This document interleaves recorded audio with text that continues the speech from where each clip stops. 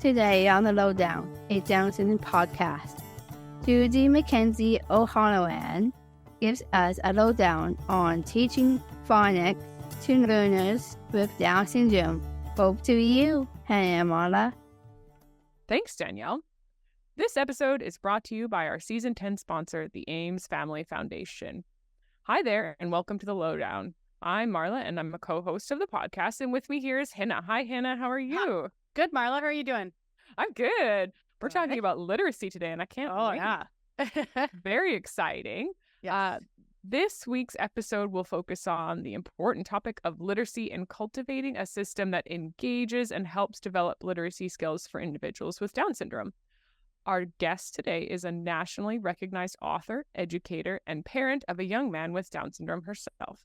Judy O'Halloran is a co-developer of Raising Robust Readers reading program and co-author of 5 books and numerous educational guides. Motivated by personal experience with her son who has Down syndrome, she has a mission to impart its life-changing strategies with others, especially parents.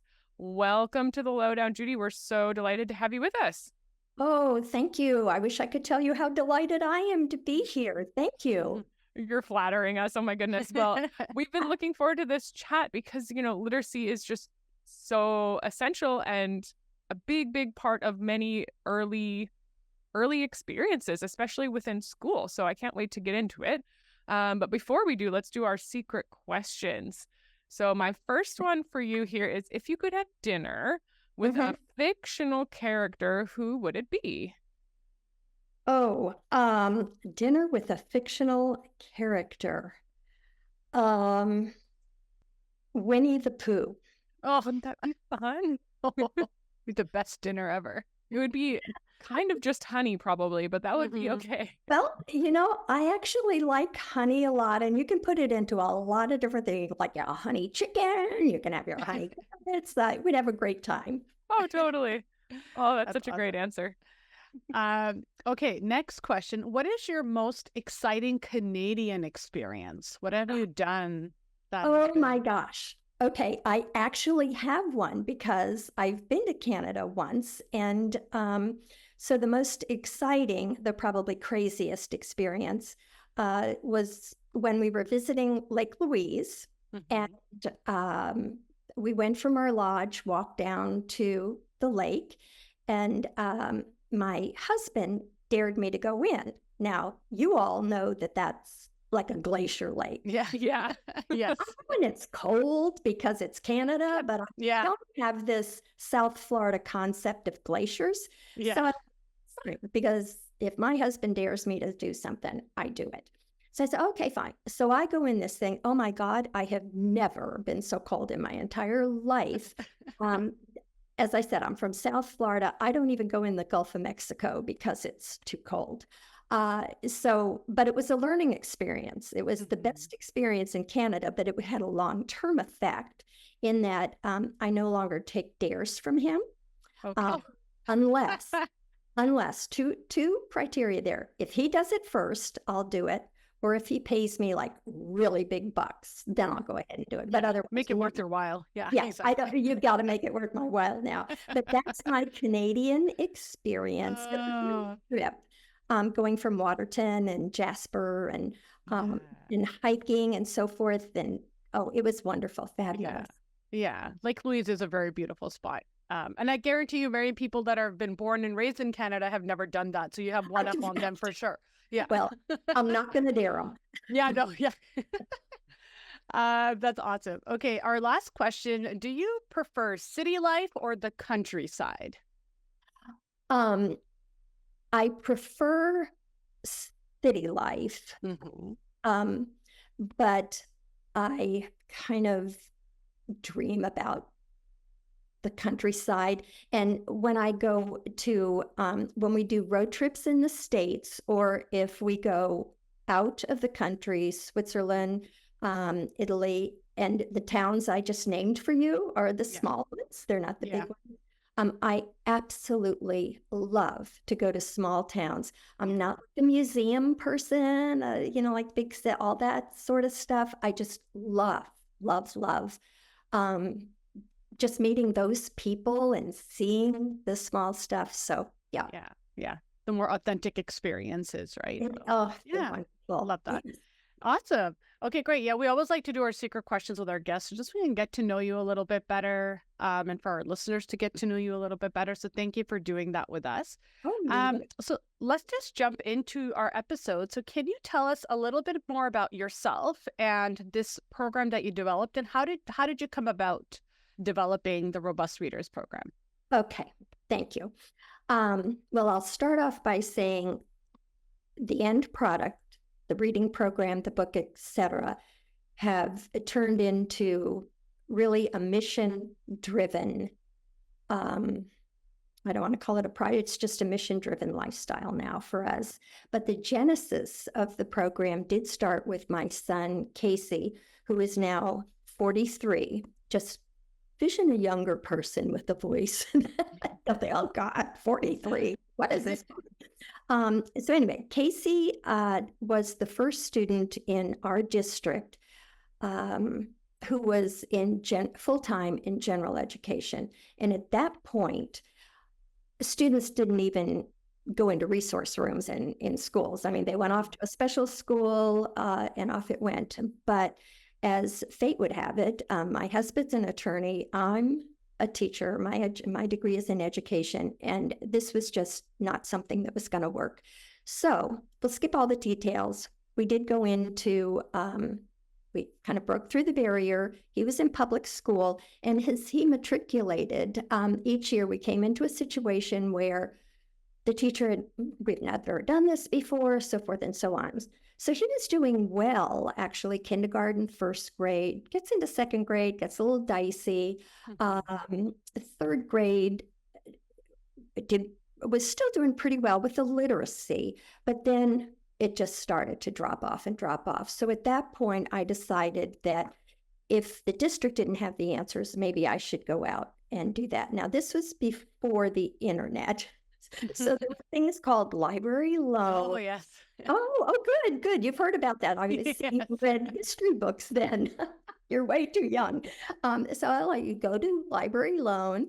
And then I did go to 2 universities to see what I was missing at the beginning, because as a middle school teacher, secondary, I thought, I'm missing something here. Fast forward again, 10 years, I'm like really not getting anywhere with him. But then one day I bumped into a retired learning disabilities teacher who told me about this Orton Gillingham thing. I'm like, wait a minute, what's Orton Gillingham? I've been out here for almost a decade. I haven't heard this in the hallowed halls of the universities or in workshops or whatever. So she explained it to me. And I'm like, oh my gosh, this makes so much sense. So I went back, called an IEP meeting. We'll fast forward over all the little facts that went on there. But the bottom line was they got to pay her to come in during his reading period and use this approach. And in such a short amount of time, that Casey had made the quantum leap to going, oh, this is how you read. I mean, it was just astounding. So that really, as I say, became the genesis of the program, but it really didn't get out there until I bumped in one day to Casey's first principal, the one who said, well, we've never done this before, but let's go. And when she heard what I was doing with teaching my grandchildren the Orton Gillingham method, that I had been trained in, but like really jazzing it up and making it fun and doing all this wonderful stuff, she said, you have a moral obligation to share this with other children. So my first reaction was, no, take that back. I'm Catholic. I have enough moral obligations. I'm not doing this. No. And she said, no, you have to.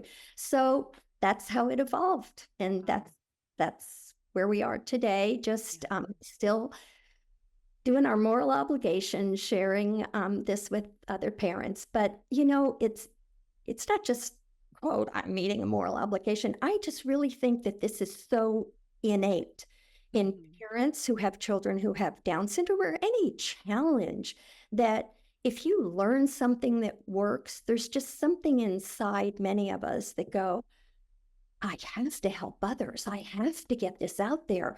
I don't want them to go through the depression that I went through. Yeah. Their children are failing. Casey look at how many years he failed. So I hope I didn't take too long on that. No, I think it's important to get some context into why you felt, that push and that urgency to look into something, because that's the thing, like conventional programs weren't working for Casey. So you're like, okay, I'm going to go out there and try to solve this issue.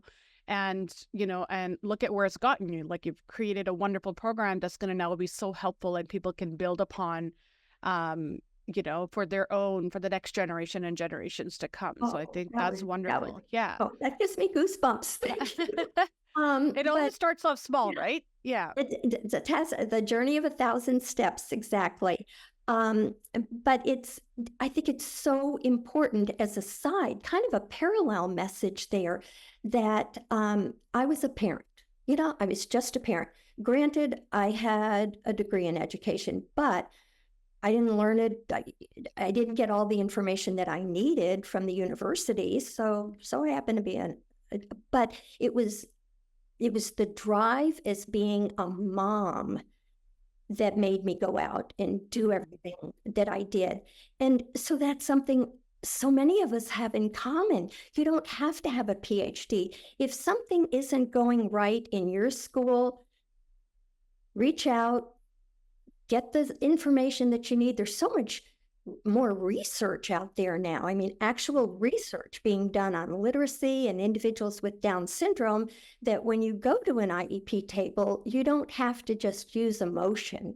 You've got the facts there. Good point. Yeah. Children deserve this. They deserve it. They deserve it. Yeah. And we can't just be tethered by 4 decades of worth of going in the wrong direction, I think. Yeah, absolutely. Yeah. And of course, other reading programs that are designed for people with Down syndrome or other developmental disabilities generally have a big focus on learning through sight words first. So can you, just for our listeners that may not be familiar with, maybe quickly define what a sight word is? And can you talk about this history and how it's changed? Okay. So a sight word, I think the easiest way to describe a sight word is think of a 3x5 card and think of a word on it, and think of teaching that child to see the word in its entirety and learn it, memorize it, and be able to regurgitate it. Now, this can happen preschool when you're pasting them all over the house with this is a chair, this is a table, so forth. And quite frankly, I can put a little asterisk on this in a moment and say that I think that there are times when sight words are okay, but when they do not become okay is when either parents or teachers especially have a low expectation, that they think that, oh, well, this is the way they're supposed to learn. They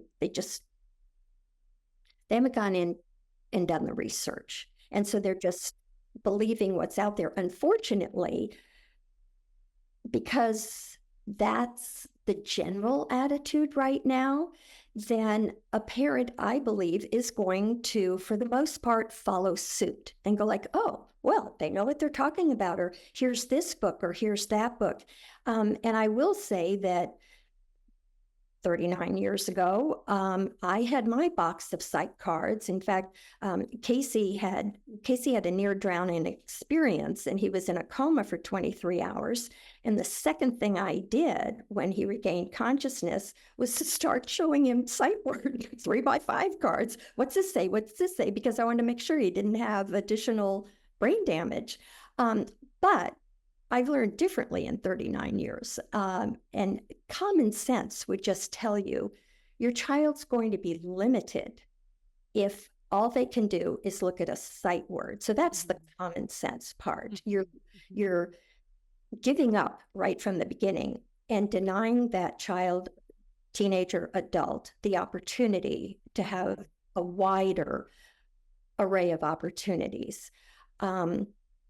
Yeah. But you're also, research-wise, what imaging is showing now, and Stanislaus Dehaene does a wonderful job. Go to YouTube, everybody, go to YouTube, on explaining how the brain works, and how if we just keep using this side of the brain that, the right, that just sees whole things, sees shapes, sees images, and we keep reinforcing that, and we don't use the left side that has the language and the meaning and all of that good stuff and the phonemic awareness, then we're not doing justice to kiddos.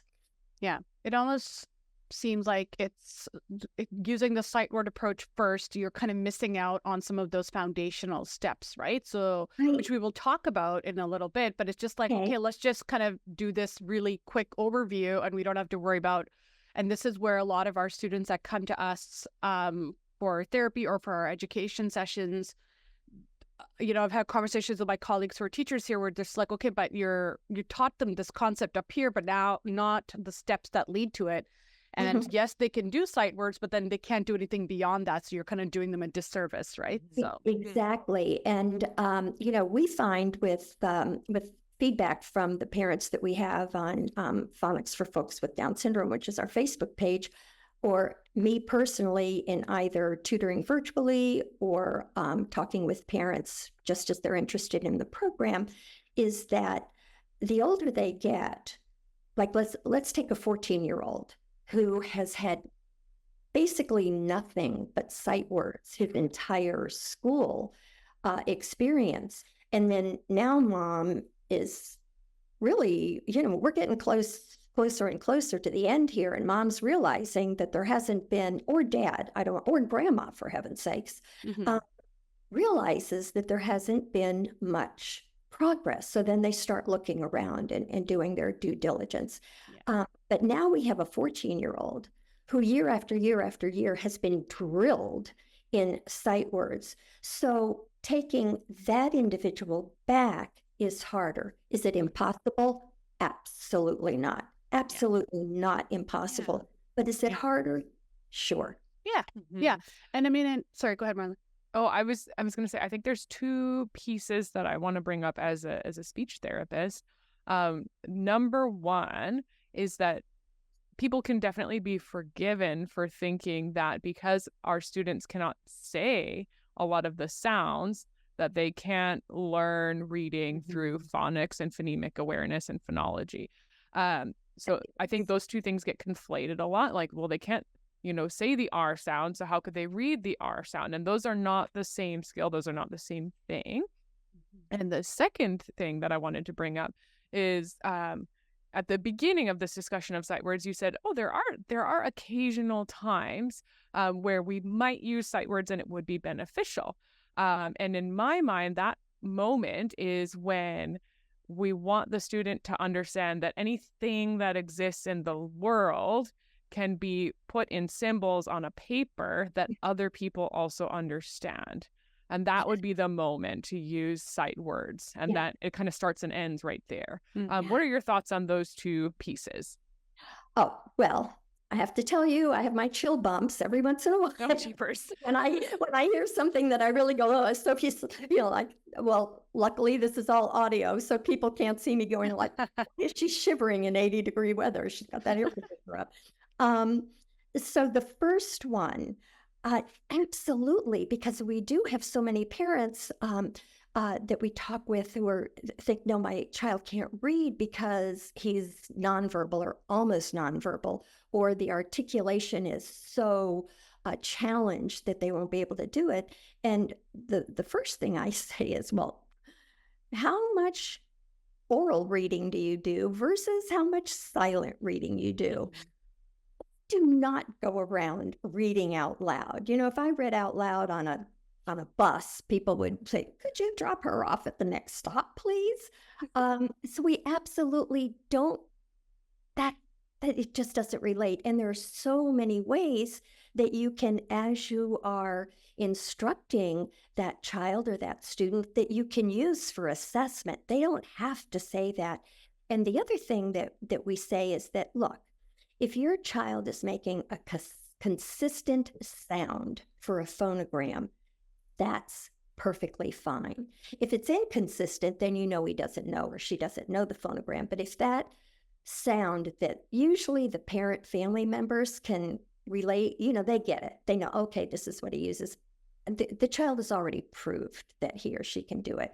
Now, secondly, yes, absolutely. I think that Marla, I call that probably the second reason I think that sight words important.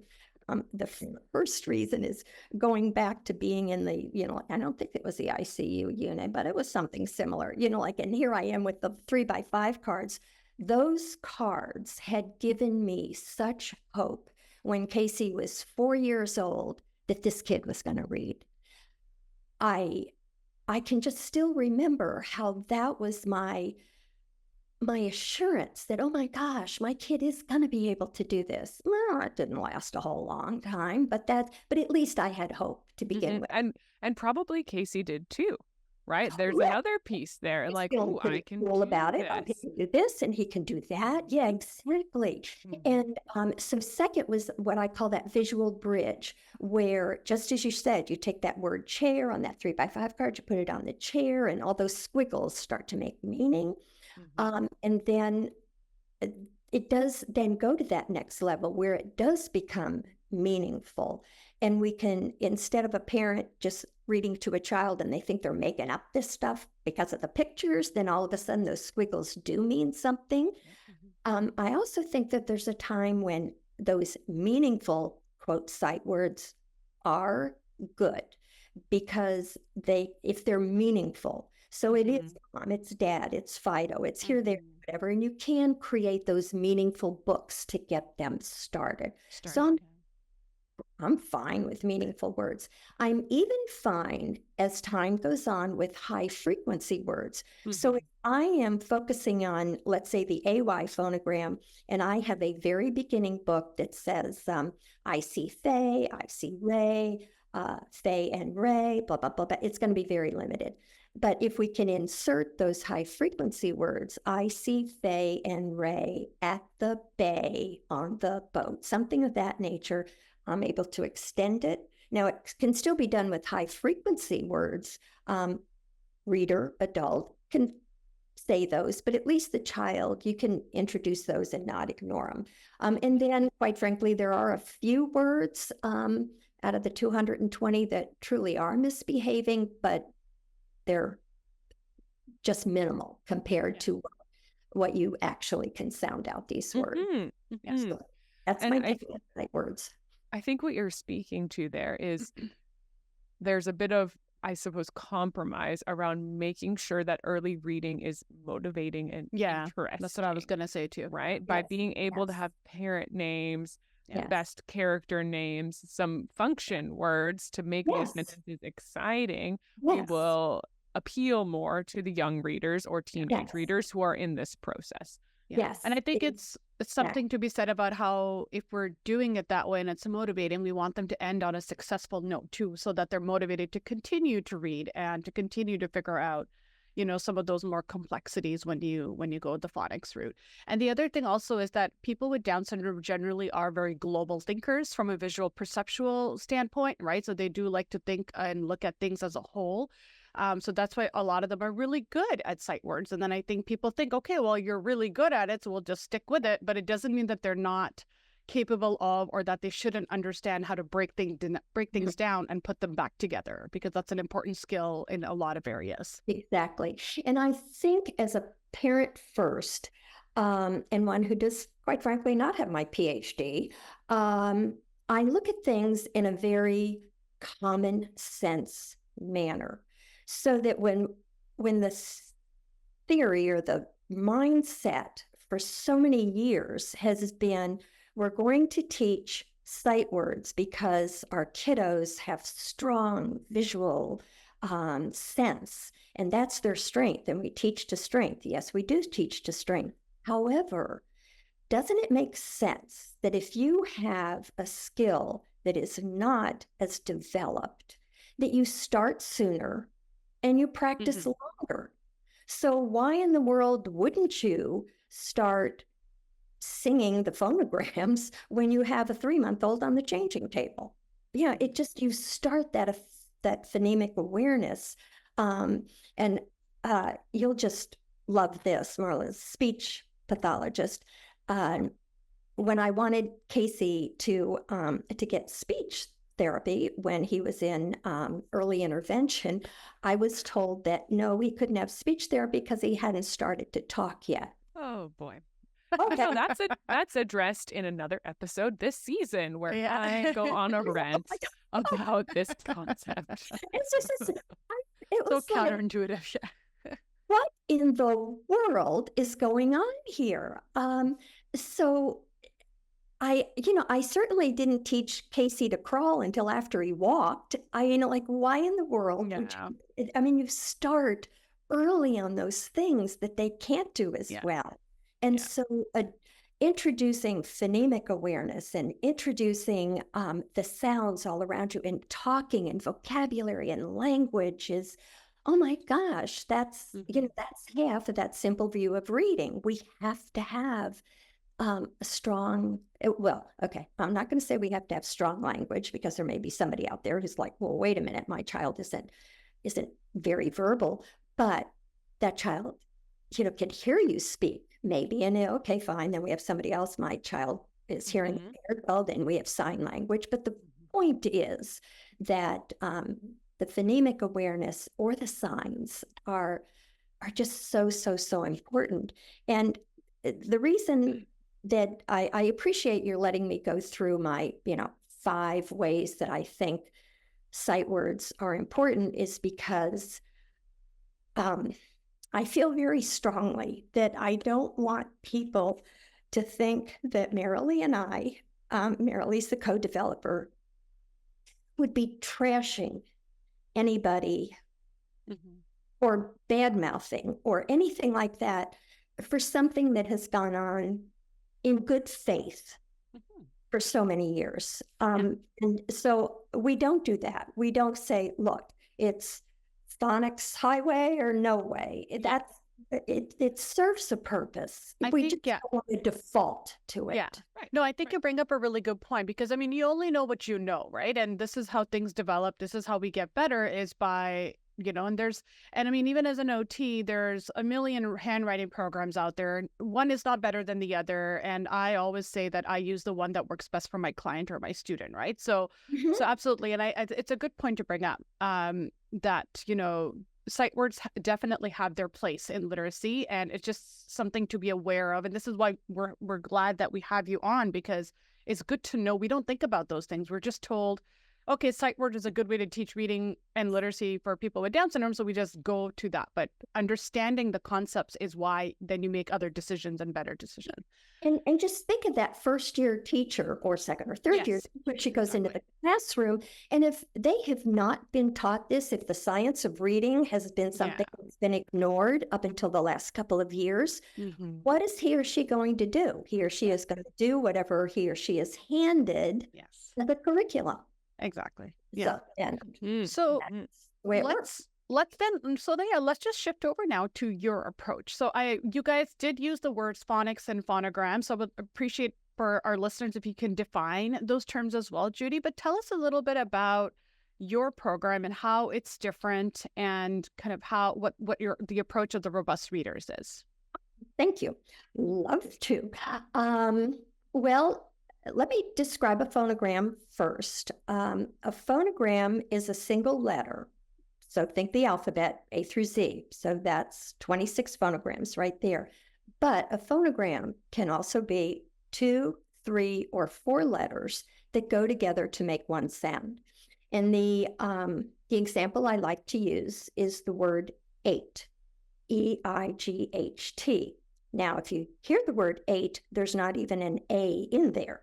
So trying to explain that to a new reader is pretty difficult.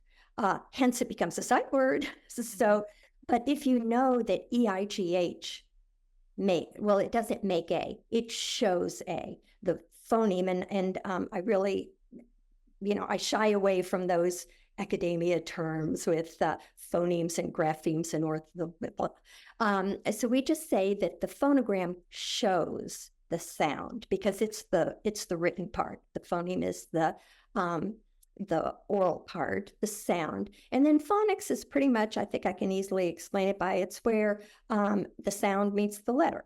It's being able to manipulate and understand those sounds. That's where we get into the phonemic and the phonology of words and reading. Mm-hmm. Oh, and then you wanted me to talk about my program? Yes, please. Let's forget about that. Well, I do say that in addition to the fact that we are obviously not a sight word based program, that not all phonics programs are created equally, especially not only for those students who have Down syndrome, but any type of reading challenge.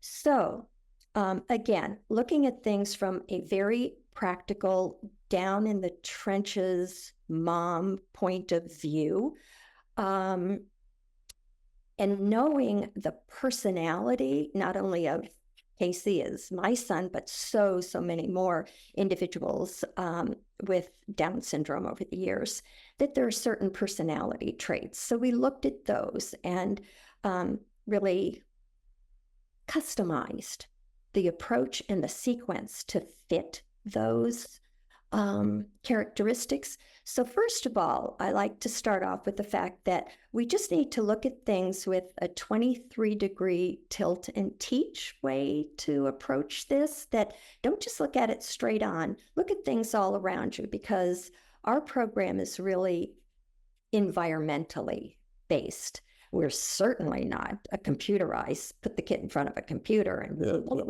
through that. But that's absolutely the last step. But we're also not a desk-tethered program. We're not a curriculum-centered. We're child-centered. So one of the other things that, okay, so how are we different from traditional phonics? Well, first off, we don't do one letter, one sound, which traditional phonics. So if you had that word 8 and you can't go g, t, and come up with 8 with one letter, one sound, then why bother? It just doesn't make sense.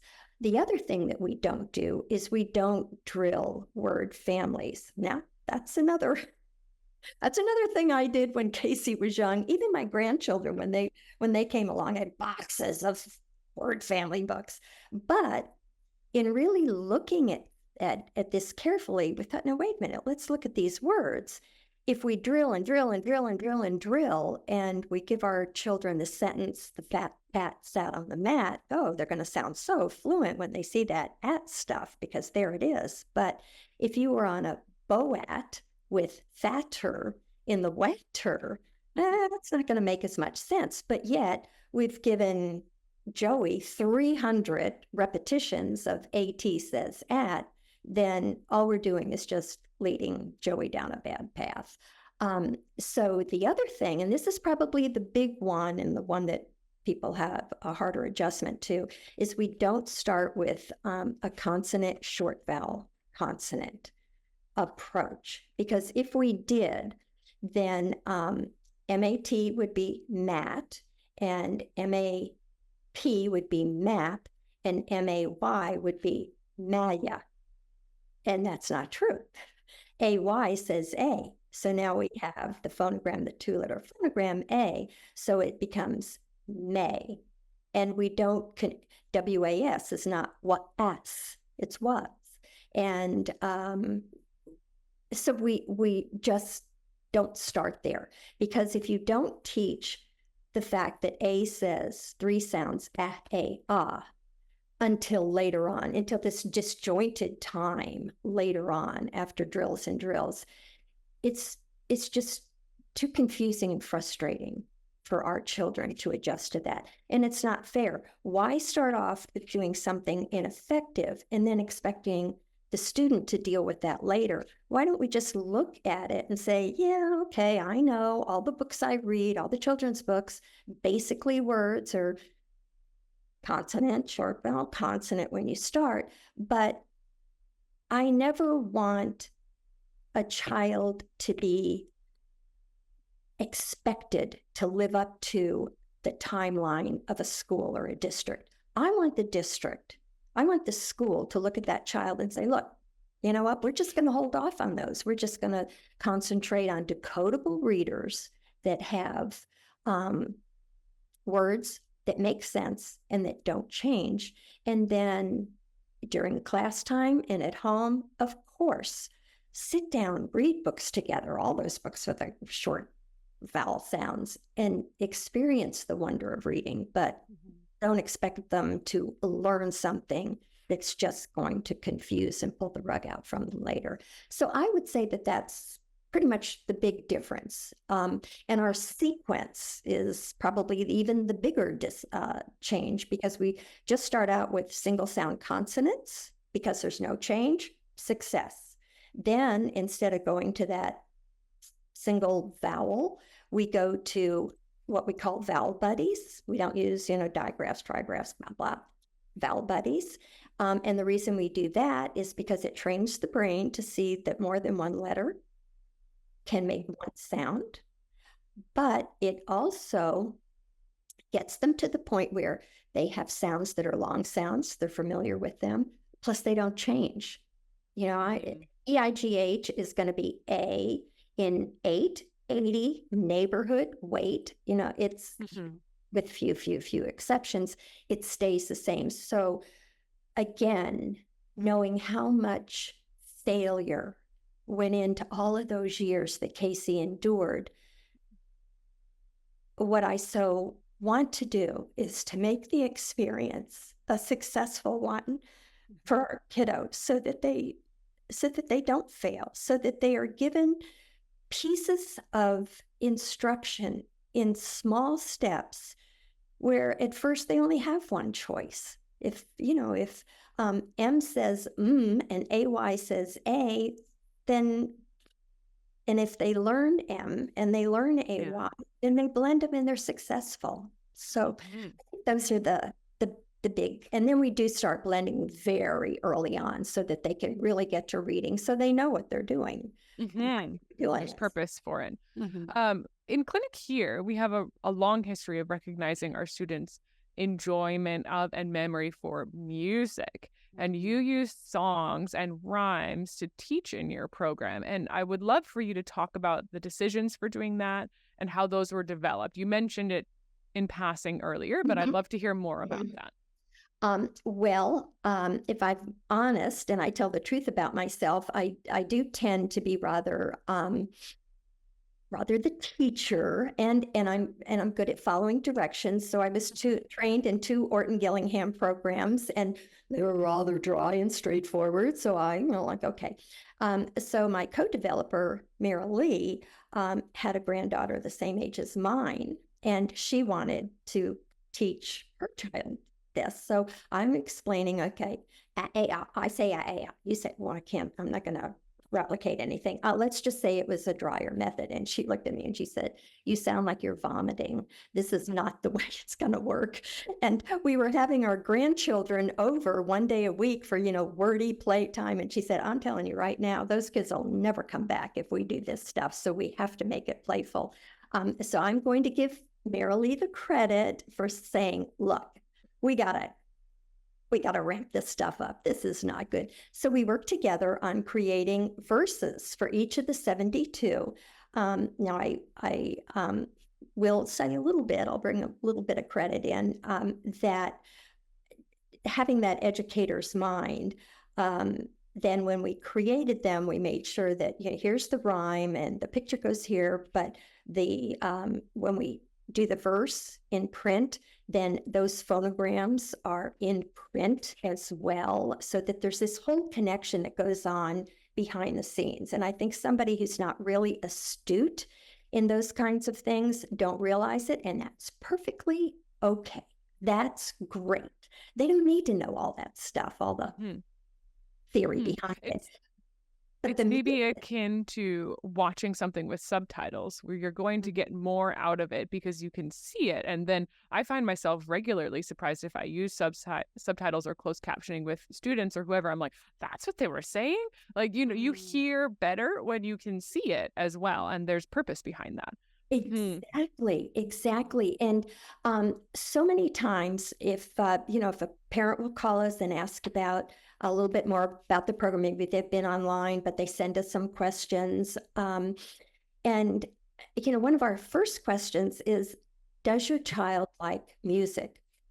So rare is it that a parent, grandparent will say, oh my gosh, no, when he hears it, he puts his hands over his ears.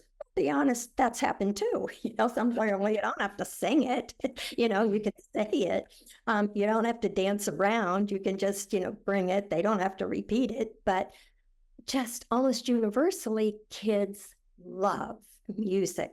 So we start with the ditty, with the singing or saying, and then add a gesture so that there's something that relates to it, and that later on can be so much more unobtrusive if a student hesitates over a particular part of a word. All we have to do is use the gesture. We don't have to go through a whole song. And then, of course, bringing in manipulatives to make it even more fun. So it's very playful at the beginning. So I like to say that whatever's developmentally appropriate. So if you have an infant, you're not going to expect them to do any of this, but infants love to sit up and down. It's like a very kinesthetic experience, right? Like those programs are often the best ones that allow you to learn in different ways the same thing. So, and then you're doing like march to music, emphasis, and moving those little arms and legs. And when they're toddlers, they can add the gestures. And when they're in preschool, they can start putting things together. When they're in high school, okay, we're not going to go singing around with a 14-year-old the way we do with a 4-year-old, but just adapt it. But still, the basics are there. The principles are there. The verse is there. Something that clicks and does that. But yeah, it's very, very kinesthetic, very, very multisensory, totally multisensory. Yeah, I think it will be clear for listeners that you guys have done a ton of work to make this immersive, to make it enjoyable, to make it achievable, so that readers, early readers and young readers can feel successful, which, if we think about the broader school experience, is not a guarantee, unfortunately, that they would feel successful in a lot of school situations. Right. So those are tremendous strengths of the program. I'm curious to hear your thoughts about how you feel this would fit within school curriculums. You did mention what you feel about that, and I want to hear more about what your thoughts are for them. Okay. Well, I'm a huge proponent, obviously, of inclusion. My philosophy was with Casey was don't put him in a box and expect him to earn his way out. I want him around typical peers, and when he shows that he needs extra help, then he can go to the box for a period of time, and you can get specific on that. So there are so many instances within a school setting that can be customized. So if let's say that there is a phonemic approach, Orton-Gillingham approach, science of reading is becoming much more available now and used. So if something like that is going on in an earlier part, that's fine. But within the school settings, what we have found when schools approach us, generally, it's going to be in a resource classroom, so that the child is either in a self-contained resource, if that's what the IEP, the parents and the teachers, school find is the most appropriate for that child. He might be in that placement all day. Otherwise, there might be a push in, a pull out, and those things can be handled that way. So that my feeling, what I typically do is that if a special ed director, teacher, whatever approaches us, I ask about the situation that they're in. I ask about the student. So for instance, somebody who's 14, that approach is going to be totally different than a preschool or a kindergarten child. The way you approach it, the way you bring it on, where you start in the program. So I think, based upon the experiences that I have had and the interactions I've had with teachers, is that it really does work well in a school setting. I'm not saying in the outside setting, in a school setting where that teacher has the ability to do all of these multisensory things. Now, that's a little harder when you go into the classroom. I think it's kind of unfair because the rest of the kids aren't having as much fun when they're reading as, our kids are. So in that resource room, they can do all of these multisensory ways. However, it's so important that it gets taken out of the classroom, and that those students, when they're going to recess, when they're going to specials, when they're going to the cafeteria, that the teacher points out all of the opportunities that they have for seeing, let's say, double E. I mean, there's bulletin boards, there's messages, there's the name of the school. There's so many ways that the teacher can bring that in. And let's even say that it's a student in a gen ed class, and that student might go out for 20 minutes or so for individualized. Then the para, who's probably taking them from the classroom to the resource room, has all of that walk time where they can be going over the jingles. She can be pointing out stuff, and perhaps she's even brought some stuff along and put them on the wall on purpose. It doesn't have to be just happenstance. That's what a good teacher does. That I'm not going to put it that way. I'm sorry. That's what an astute teacher who really gets this approach, in that it is an on-the-go, wherever you go program. That's probably the most important thing that I can say as far as our philosophy. It's on the go, wherever you go. It has to be generalized. It can't be tied to a worksheet. We do have activity sheets, don't get me wrong, but that can't be the focus and then expect our guys to generalize it.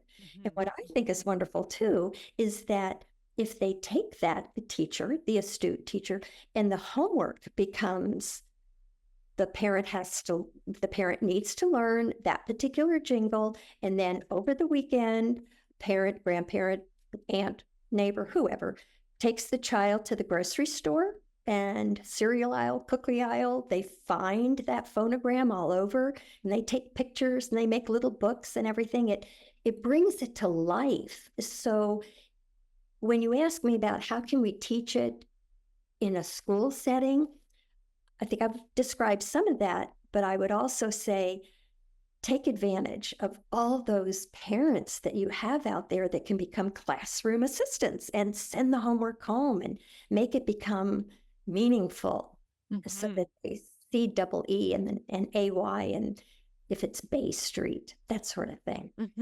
It strikes me that anybody who's listening who has a child with Down syndrome and another child without Down syndrome is probably thinking, well, wouldn't this be a great way for any of my children to learn to read? This sounds like a lot of fun.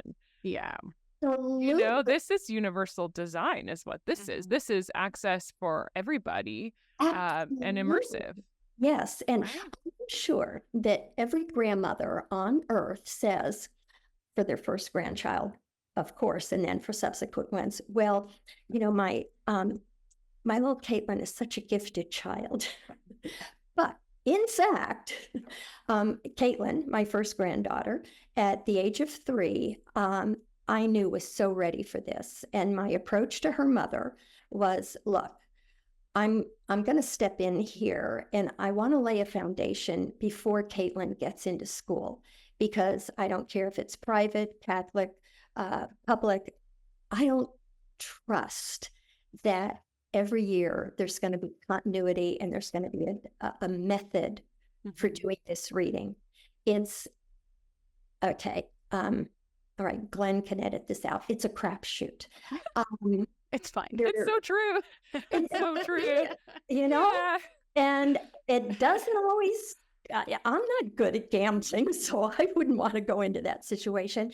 But that's why we did it. And Caitlin, when she was 5, and I was driving her home because she would come and stay, you know, like for dinner one night a week and so forth. So I'm driving her home one evening, and she's in the back of the car, and she's reading and she comes to a word, wish I could remember the 2 words now, but it was like a let's say it was an EW word, and 2 EW words, said one way, one another way, but you could tell she was kind of sounding it out based upon the context, which kind of one would work. And she read the sentence correctly, and then she says, "Omi, I can read any word, can't I?" Oh, Isn't that something when you're in That's kindergarten? what you want. To have that's that what you want. confidence? Yeah. But in truth, she had learned by the age of 5, she had learned all 72 phonograms.